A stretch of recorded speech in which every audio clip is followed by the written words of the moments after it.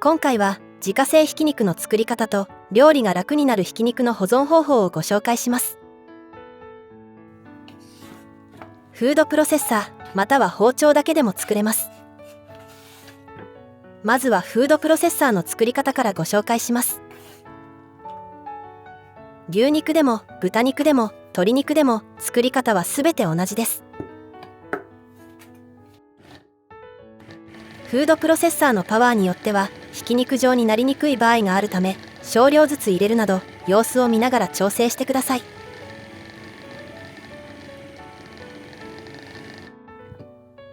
時々ひき肉の状態を確認しながらゴムベラやトングなどでほぐしてあげると、より均一にひき肉状になりやすいです。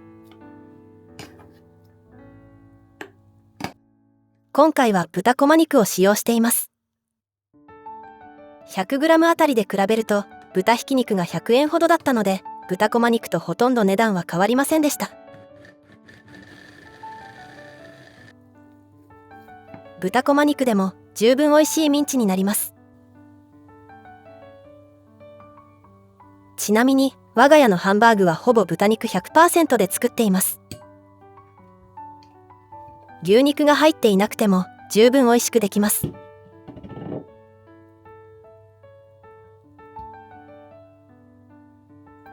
フードプロセッサーがない場合は包丁でみじん切りにするように切っていくだけでも OK です。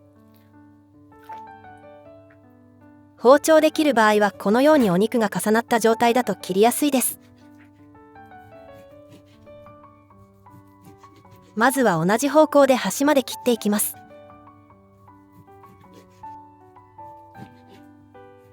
切り終えたら90度回転させ、同じように縦方向で端まで切っていきます。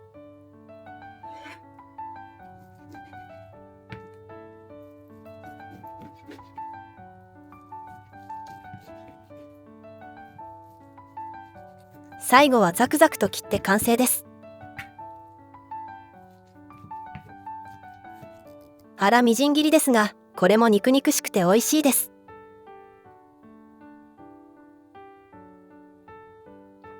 私はこの方法で市販のひき肉をほとんど買わなくなりました。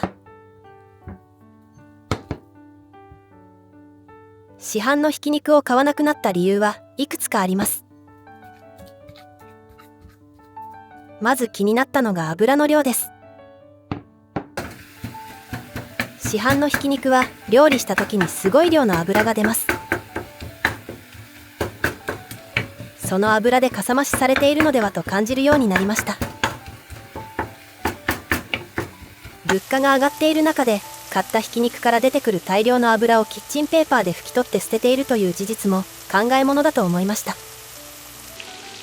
油が多くてギトギトしているのが重く感じるようになったということもあります。自家製ひき肉でハンバーグを作ると余分な油はほとんど出ません。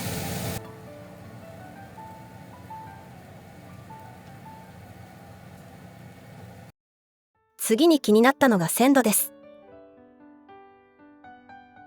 ひき肉はひいた瞬間から鮮度がどんどん落ちていくので、買った次の日には表面のお肉が茶色くなっていることもありました。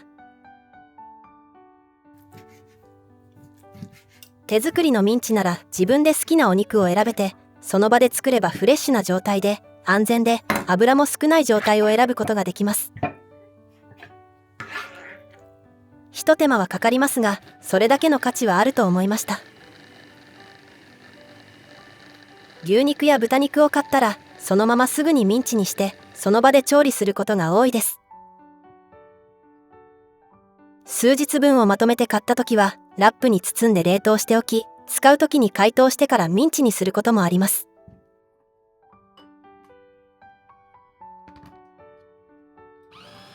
生のお肉をフードプロセッサーでひき肉にしてそのまま冷凍することもできますが、加熱してから冷凍することで細菌の増殖を抑えられるため、より長く保存しやすくなります。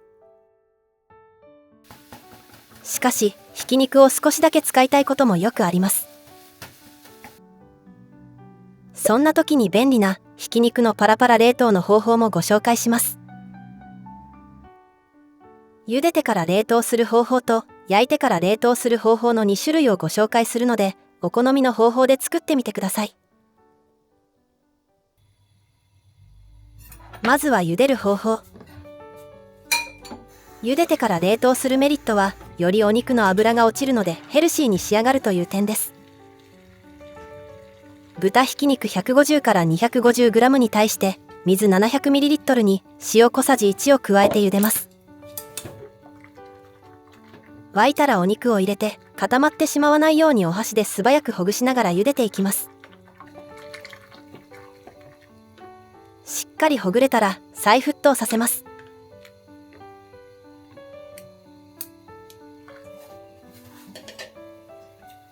アクが出てきたらお玉などですくい取ってください。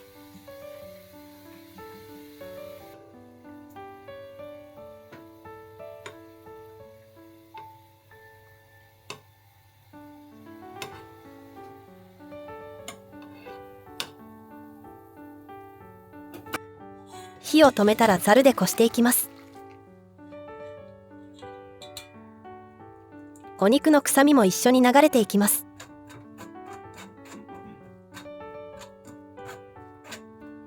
この茹で汁はスープなどに使うこともできますが、お肉によっては臭みが出る場合があります。臭みが気になる場合は無理に使わず破棄してください。使うお肉にもよりますが、市販のひき肉よりも脂は出にくいです。お肉が冷めたらジップロックに入れて空気を抜き、平たくならします。あとは冷凍するだけです。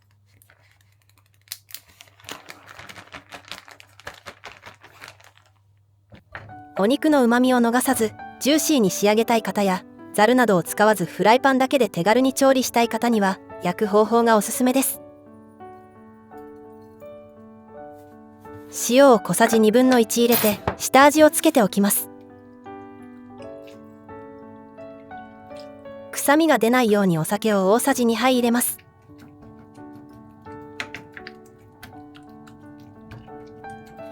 あとはパラパラになるように木べらなどでほぐしながら炒めるだけです。ある程度火が通ってからの方がほぐしやすいので、最初は放置して半分くらい火が通ってからほぐしていきましょう。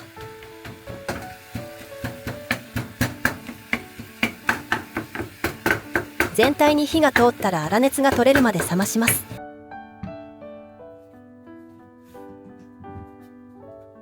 冷めてからジッパー袋に移しましょう。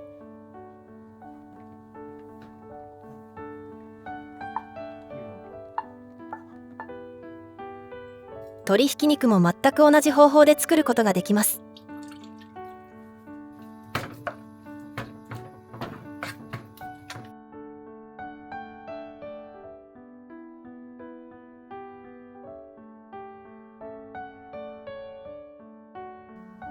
平たくしておくと冷凍しやすいですし、解凍しなくても必要な分だけ簡単に取り出せます。手でほぐすとすぐにパラパラになります。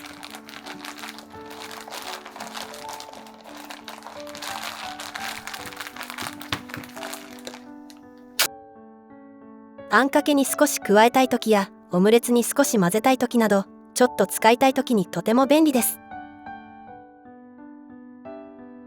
もしくは1回に使う分ずつ小分けにしてラップで包んで冷凍しておく方法もおすすめです。使う分だけ取り出せるので解凍せずにそのまま使いやすく、ひき肉も比較的パラパラになりやすいです。冷凍で1ヶ月くらい保存できます。冷凍ひき肉の注意点もあり、お肉によっては冷凍後に臭みが出てしまうことがあります。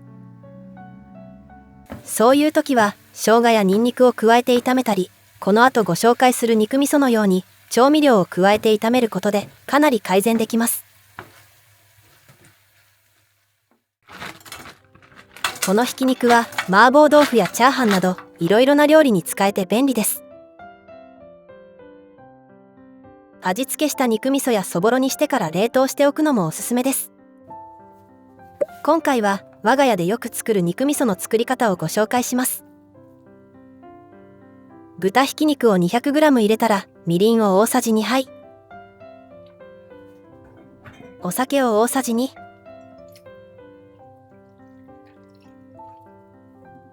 お醤油を小さじ1、お味噌は大さじ3、お水を大さじ4入れます。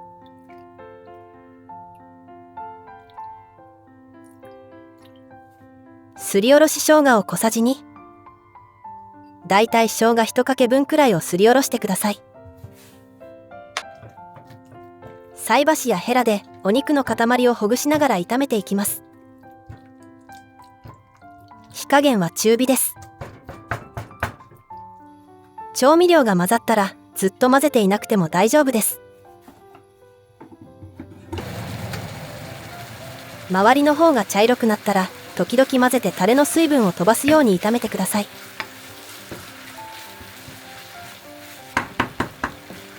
水分が少なくなってきたら焦げつかないように時々混ぜながら炒めていきましょう。お肉の色が赤っぽい色から茶色っぽい色に変わったら火が通った合図です。水分が減ってとろみがついてきたら味を見ます。甘さが足りないときはみりんを、塩気が足りないときはお味噌を少しずつ足しながら調整してください。辛いのがお好きな方は豆板醤を足すとピリ辛の肉味噌になります。